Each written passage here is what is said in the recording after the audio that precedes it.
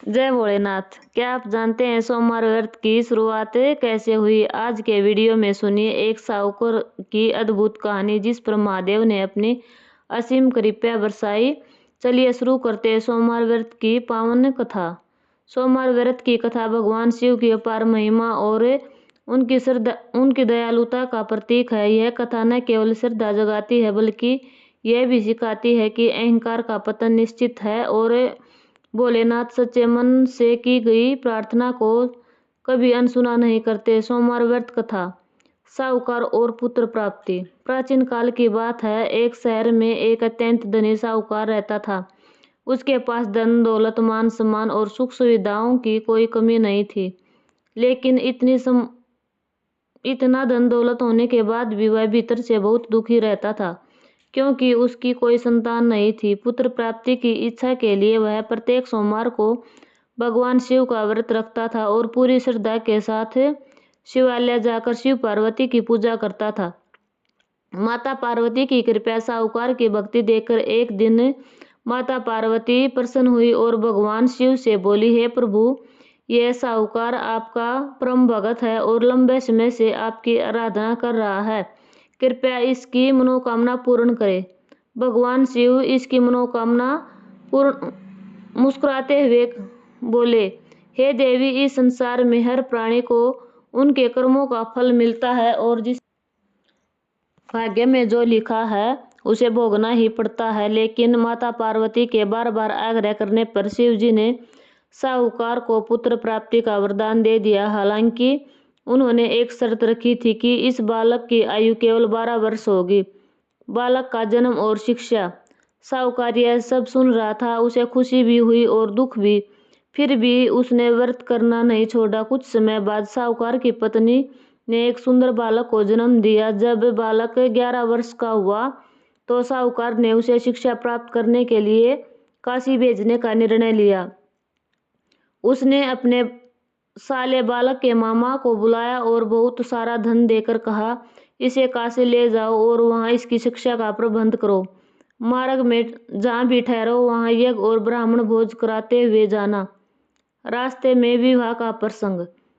चलते चलते मामा और भांजा एक नगर में पहुंचे जहां के राजा की पुत्री का विवाह होने वाला था। जिस राजकुमार से विवाह तय हुआ था वह काणा, एक आंख से हीन था।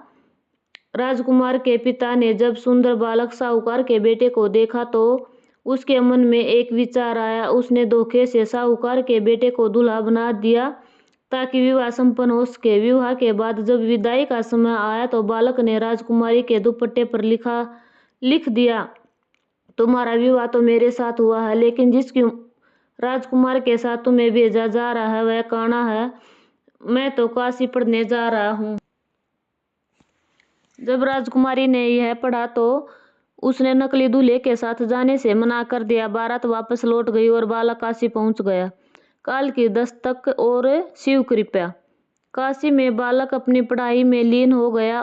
जब उसकी आयु ठीक 12 वर्ष की हुई तब एक दिन यज्ञ चल रहा था। बालक की तबीयत बिगड़ने लगी।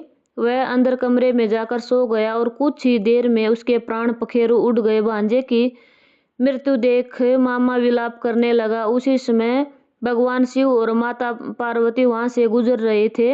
माता पार्वती ने करुणावश शिव जी से कहा, स्वामी, इस बालक के मामा का विलाप मुझसे सह नहीं जाता, कृपया इसे जीवन दान दे।